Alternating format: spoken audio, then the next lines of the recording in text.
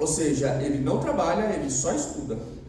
E estuda malha, né? Porque ficou muito tempo sem passar, acho que nem sei se até hoje já passou em concurso, mas não trabalha, só estuda e ainda quer dinheiro para ter uma segurança de que ela não vai deixá-lo. E ela continua com ele, segundo as redes sociais que eu acompanho, né? Então, você vê, né, como são as coisas. A gente tem que tomar muito cuidado, muito cuidado. E existe esse grau de dependência, né, psicológica, né, de violência psicológica. Já a violência moral, ela acontece de um outro jeito. A violência moral, ela coloca o outro como sendo de menor valor. Então existe muito xingamento. Eu não vou falar aqui os nomes por causa das crianças, né, mas vocês já imaginam, né, esses nomes muito pejorativos com relação à sexualidade da mulher, né, fica chamando de um monte de palavrões. Então isso daí é abuso moral. E existe o abuso patrimonial. Eu já atendi um caso também do Manaus, lá de Manaus, e a menina, uma menina assim, gente boa, pensa uma menina trabalhadora, amorosa, e ela tinha problemas na infância também com pais, né, assim, pai, mãe, ela nunca teve casa, ela sempre ficou na casa dos tios, dos avós, ela nunca teve uma família muito sólida.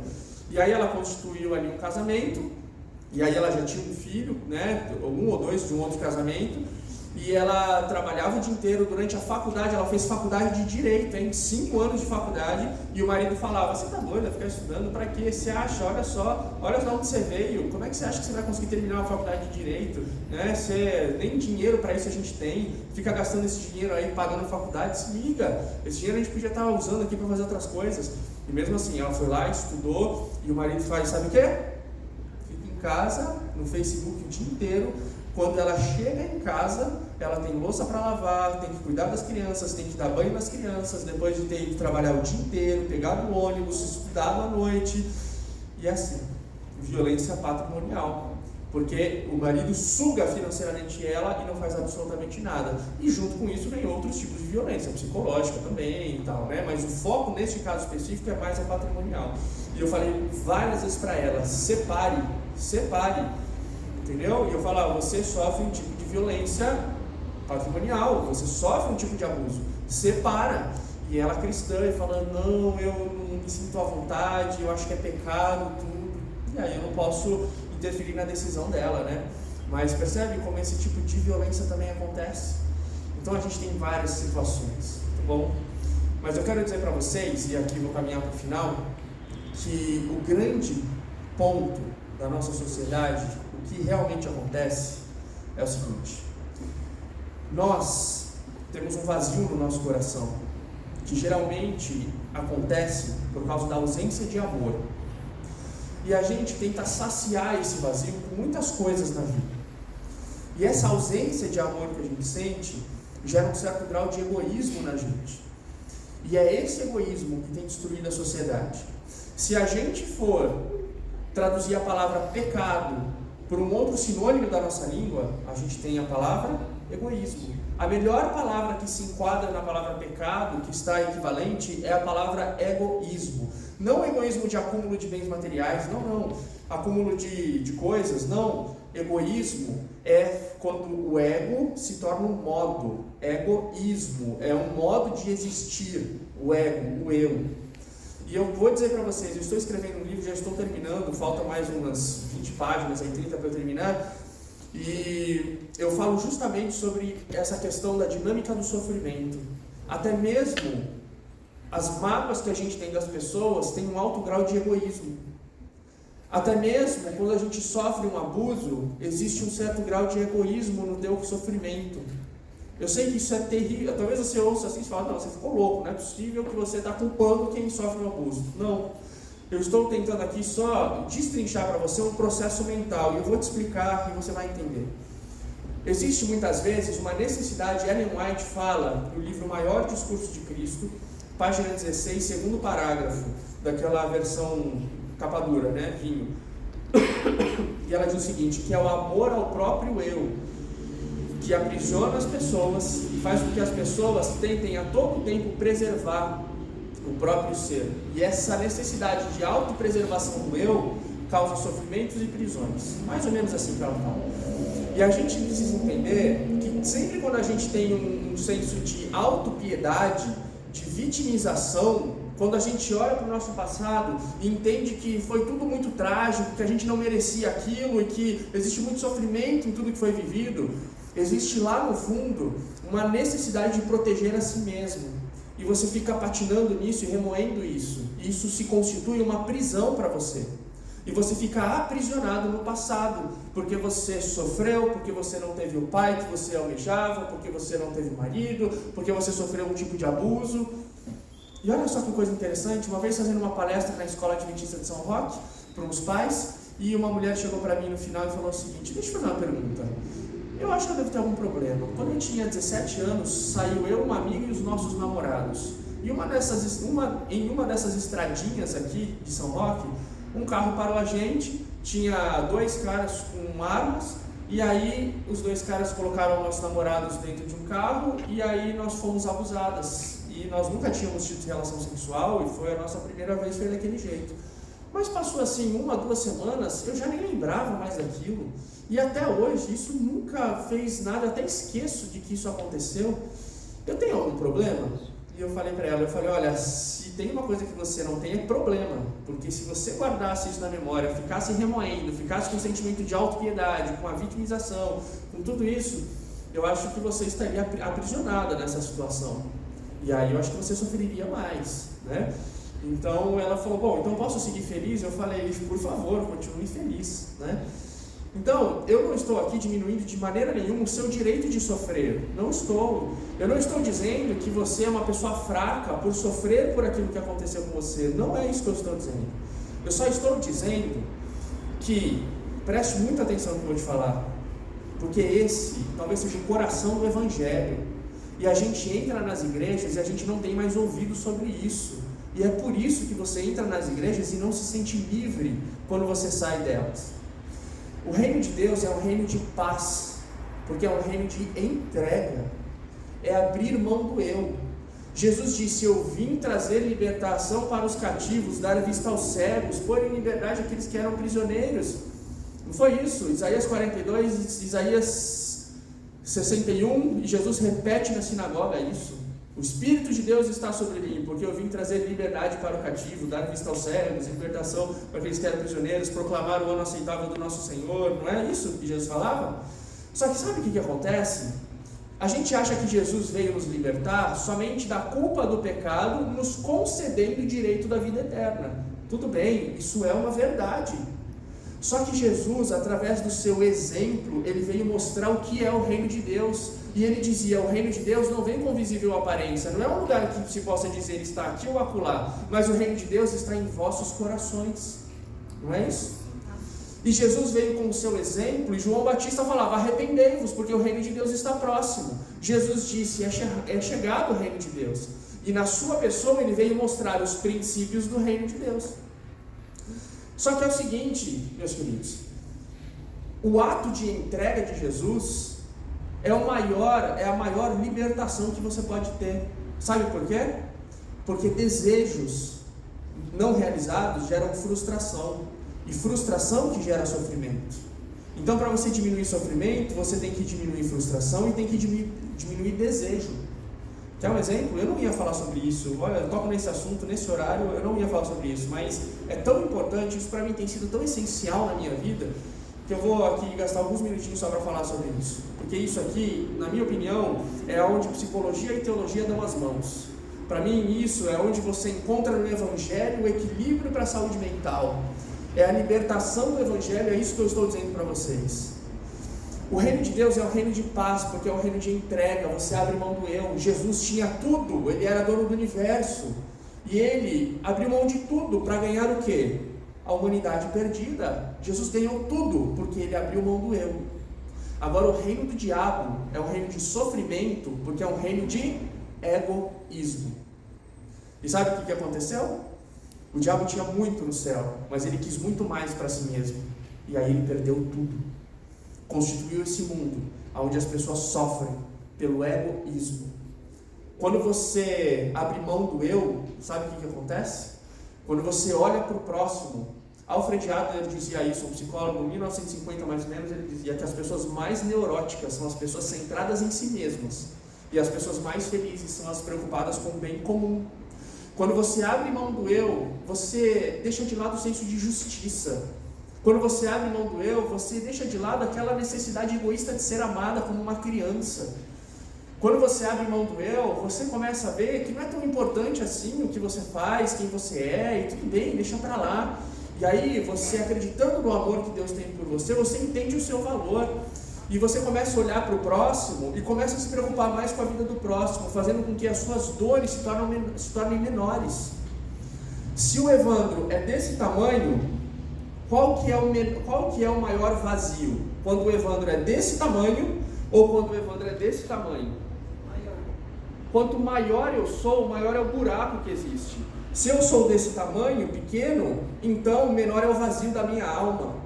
Por isso que o Evangelho está repleto de convites para você abrir mão do eu. Aonde Jesus diz, aquele que quiser vir após mim, negue-se a si mesmo, tome sua cruz e siga-me. Não é assim? O que é o lava-pés, se não você esquecer de si mesmo e se humilhar diante do outro? Jesus disse, considere os outros superiores a si mesmos. Não é? Paulo disse, já estou crucificado com Cristo, portanto não sou eu quem vivo, mas Cristo vive em mim. E esse viver que hoje tenho na carne, vivo pela fé em Cristo Jesus. Mais ou menos isso que diz o texto. Então você percebe que não se fala mais de entrega nas igrejas. Sabe por quê? Porque nós estamos num mundo capitalista, onde ganhos é muito melhor do que perdas. Sabe quando Jesus pregava que era o rei, que era o Messias? Qual era a necessidade da época? Libertação dos romanos. E por isso eles não compreendiam a mensagem do Salvador. Eles liam, eles entendiam a pregação do Evangelho à luz das necessidades da época, com as lentes daquele século. E hoje, com as lentes do século XXI, mundo capitalista, ocidental e pós-moderno, não dá tempo de falar sobre todos esses tópicos, mas com essas lentes você lê o Evangelho. E aí você não consegue extrair todo o benefício da palavra de Deus, que é uma palavra de libertação.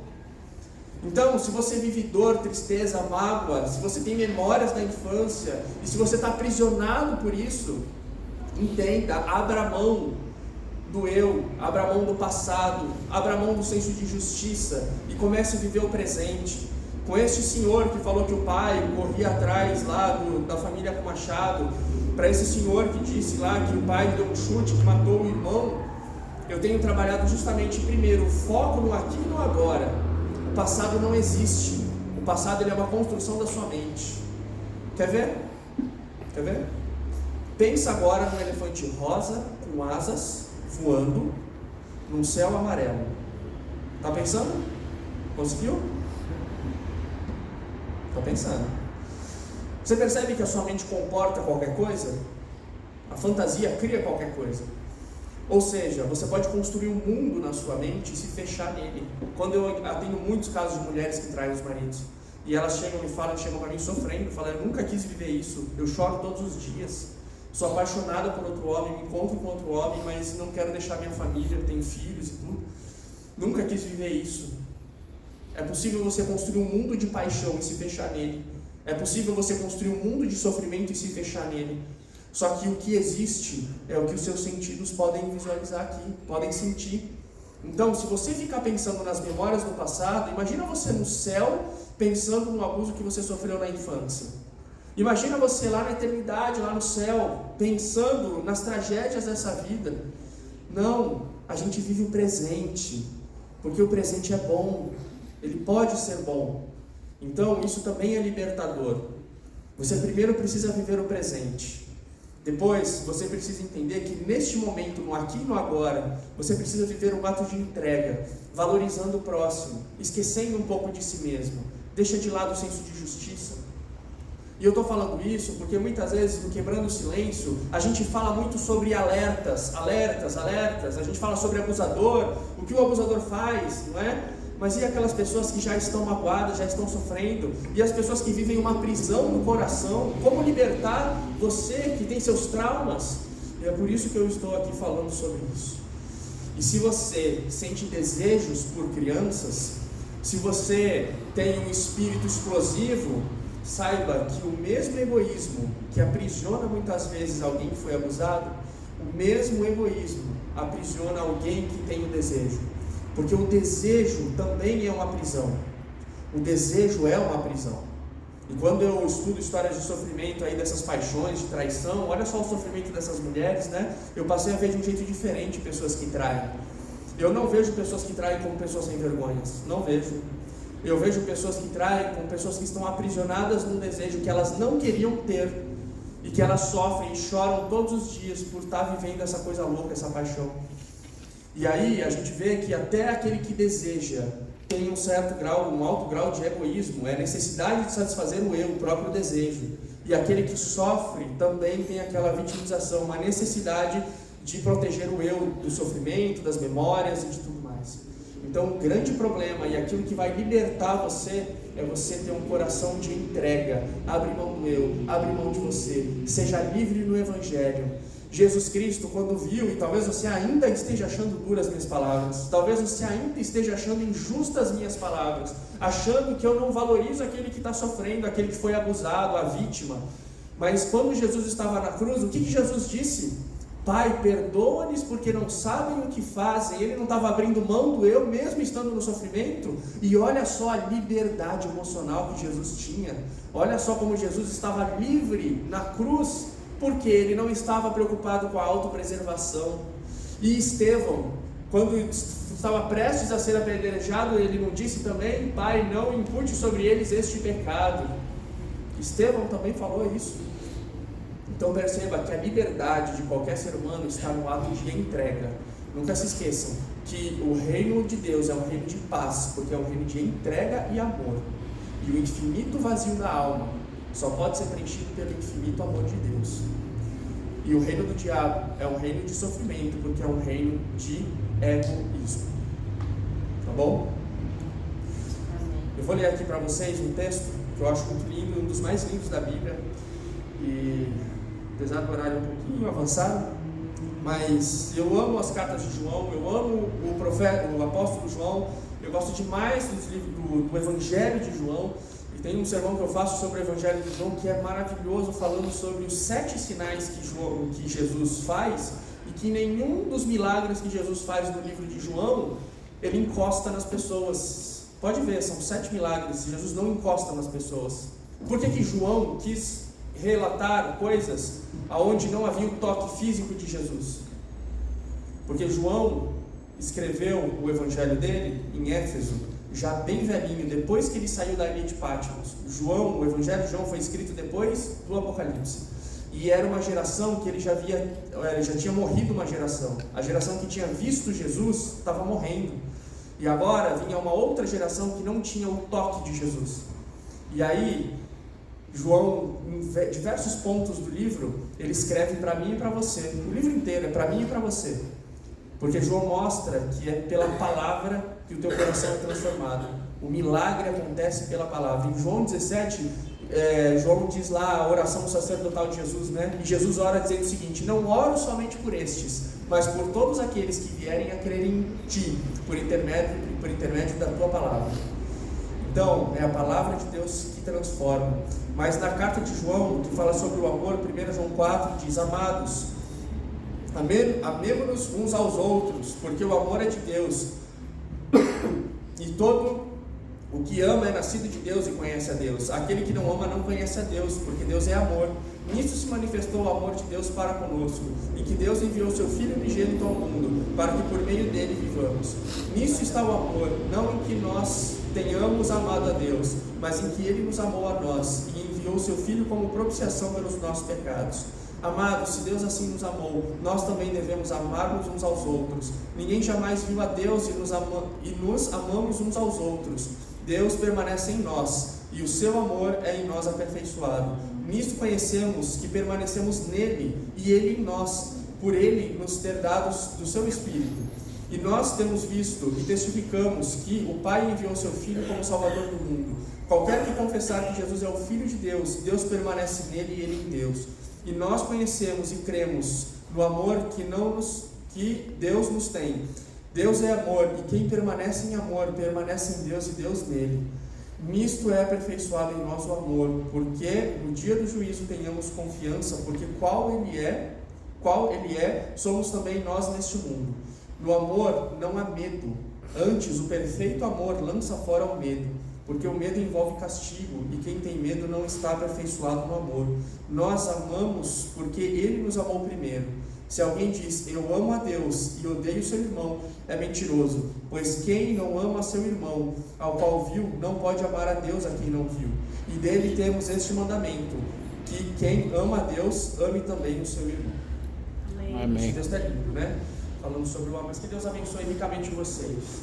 E que você entenda que a libertação do Evangelho está no ato de entrega do seu coração.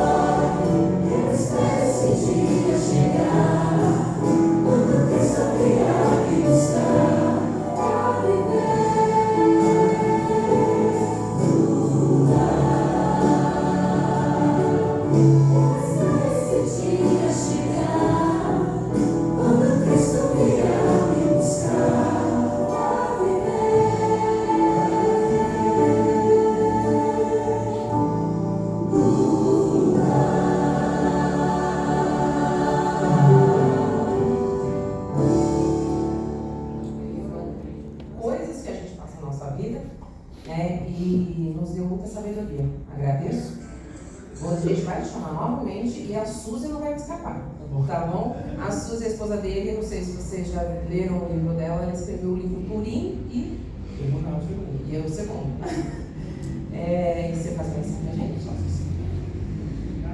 Deus, seu amor infinito, obrigado porque o Senhor olha por nós e obrigado porque o nosso valor já foi demonstrado na cruz e obrigado porque a maior manifestação de quanto somos valiosos e preciosos já tivemos aí na cruz. Que o Senhor possa abençoar a cada família aqui, se existe algum trauma em algum coração, e esta pessoa sinta o amor, Pai, vindo de Ti, e que o Senhor possa, de maneira muito especial, se revelar a esta pessoa, e que ela tenha as suas cadeias, prisões quebradas, e que ela possa viver uma vida de alegria e felicidade.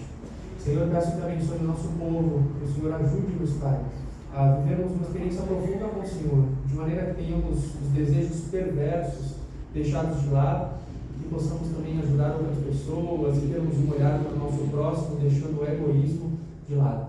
Que o Senhor permaneça conosco neste sábado, abençoe a liderança da igreja, todas as mulheres aqui desta igreja e as crianças também. Te pedimos por Jesus, amém. Queridos, muito obrigado, viu? Deus abençoe muito vocês. Se vocês quiserem, eu tenho o meu Instagram, e todos os dias Quase todos os dias eu coloco ali um vídeo motivacional, alguma coisa, tem um conteúdo. O nome é Evandro Laire, L-A-Y-R-E. Se você colocar Evandro Psicólogo, acho que já aparece lá, tá bom? E aí sempre quando eu vou lá no Tempo, eu publico antes a divulgação, tudo para vocês saberem como que vai acontecer o programa. Tá bom? Deus abençoe. O próximo, acho que vai ser dia 15 de outubro, é um sábado à tarde. Tá bom? Um grande abraço para vocês.